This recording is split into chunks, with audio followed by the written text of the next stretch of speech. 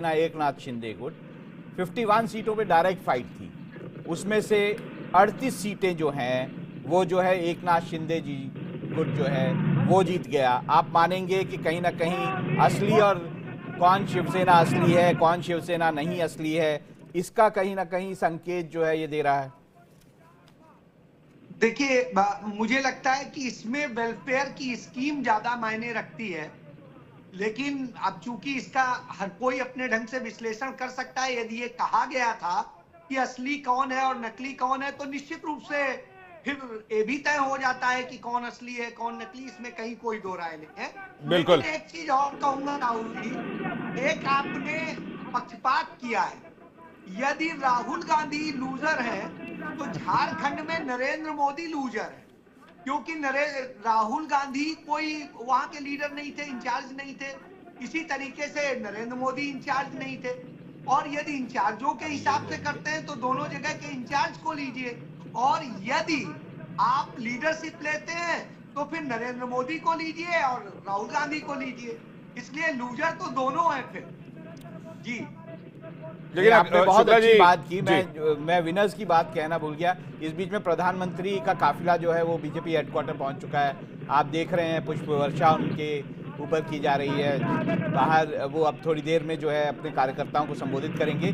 लेकिन अगर इसमें विनर्स की बात करें तो ये भी कहा जा सकता है प्रधानमंत्री नरेंद्र मोदी और अमित शाह जो है उनकी स्ट्रैटेजी जो है, एक है सेफ तो सेफ हैं जैसे जो नारे हैं वो कहीं, हाँ एक है तो सेफ हैं, ये जो नारे हैं ये सफल हुए हैं। एकनाथ शिंदे जो हैं उनकी जो उनके नेतृत्व में लाडली बहन योजना चलाई गई उसका कहीं ना कहीं सफलता है।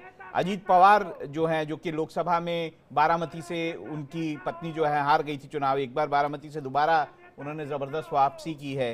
देवेंद्र फडणवीस जिनके बहुत डीप संबंध हैं और बहुत ज़्यादा संबंध है आरएसएस से, फ्रंट रनर हैं अब सीएम पोस्ट के, वो इसके विनर माने जा सकते हैं। योगी आदित्यनाथ जिन्होंने बटेंगे तो कटेंगे का नारा दिया और उत्तर प्रदेश में भी बेहतरीन उपचुनाव में प्रदर्शन किया, और इस नारे के कारण महाराष्ट्र में भी कहीं ना कहीं उसका असर दिखाई दिया।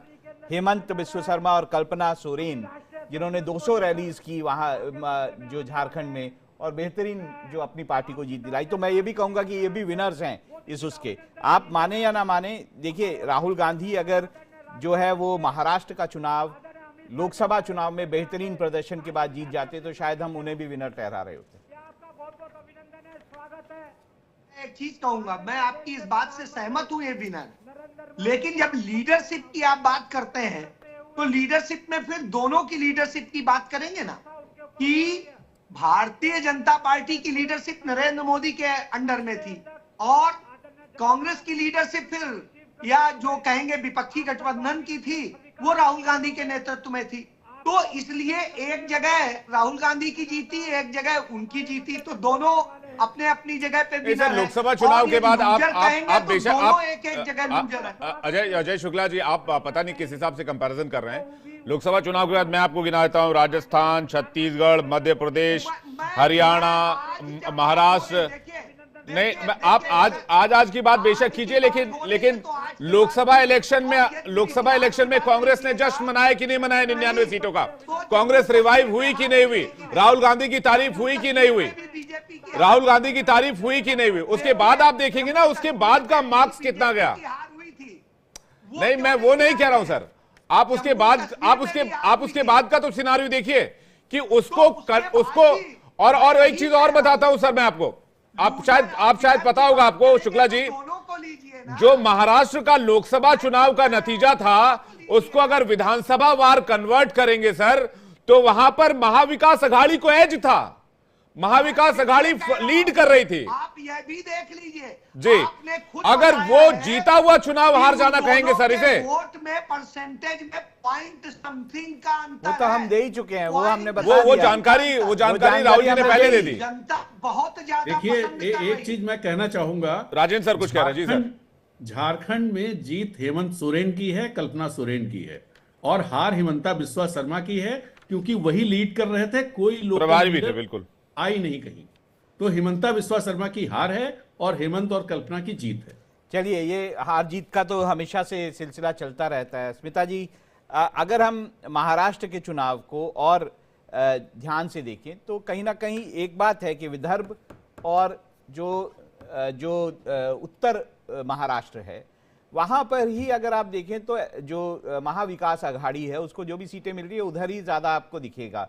ये बात भी सही है कि विदर्भ और जो नॉर्दर्न महाराष्ट्र है वहां पर बीजेपी को बेहतर प्रदर्शन किया और बीजेपी ने विदर्भ में भी बेहतर प्रदर्शन किया और मराठवाड़ा में भी बेहतर प्रदर्शन किया। ये वो दोनों जगहें हैं जहां पर लोकसभा में प्रदर्शन बहुत खराब था।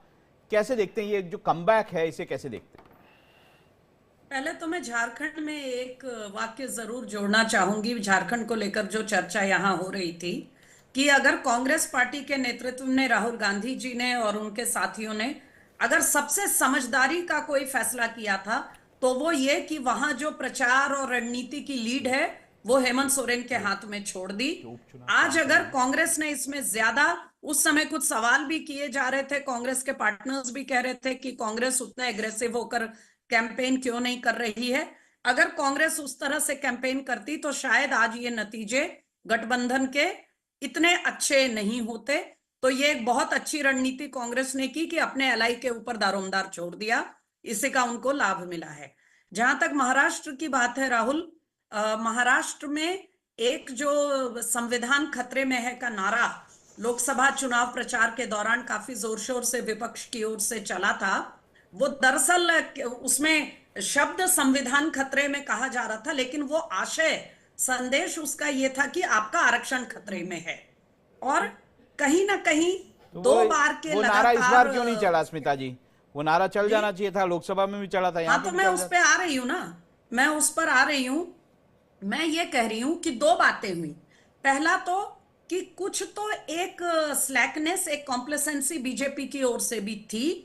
वो बिल्कुल चुनाव जब मतदान शुरू हो गया, मतदान शुरू होने तक वो इस नारे का जो डैमेजिंग पोटेंशियल था उसको पूरी तरह से समझ नहीं पाए थे। उन्हें लगा था कि जो लाभार्थी वाला जो पूरा उनका नैरेटिव है और सरकार के केंद्र के कामकाज वगैरह को लेकर ठीक रहेगा ये नारा, लेकिन सोशल मीडिया के माध्यम से, दूसरे प्रचार माध्यमों से ये नारा कहीं ना कहीं लोगों के मन में, कम से कम समाज के एक तबके में एक शक पैदा करने में कामयाब हुआ था। अब इस बार ये हुआ है कि दो चीजें हुई हैं। ये 4 महीनों की सरकार में एक ये बात धीरे धीरे नीचे तक गई है कि जो एक आशंका खड़ी की गई थी कि आरक्षण पर कुठाराघात होगा या ऐसा कुछ, शायद ऐसा कुछ है नहीं। तो वो एक तरह से वो काठ की हांडी एक बार चढ़ी, अब वो दोबारा नारा नहीं चला, पहली बात। और दूसरी बात कि उस नारे की कामयाबी के बाद खास करके महाराष्ट्र के कुछ क्षेत्रों में भारतीय जनता पार्टी की ओर से बहुत जबरदस्त कोर्स करेक्शन का काम किया गया है। जहां जो कमियां लोकसभा में उन्होंने महसूस की, खासकर उन राज्यों में जहां ज्यादा नुकसान हुआ सीटों का, जिसमें महाराष्ट्र बहुत एक सबसे बड़ा राज्य था। यूपी और महाराष्ट्र का नुकसान ही वास्तव में बीजेपी के लोकसभा की पूरी संख्या को कम करने में सबसे ज्यादा उसका तो मैं अगर इसको झारखंड में बदल देता हूं जी, झारखंड में पिछली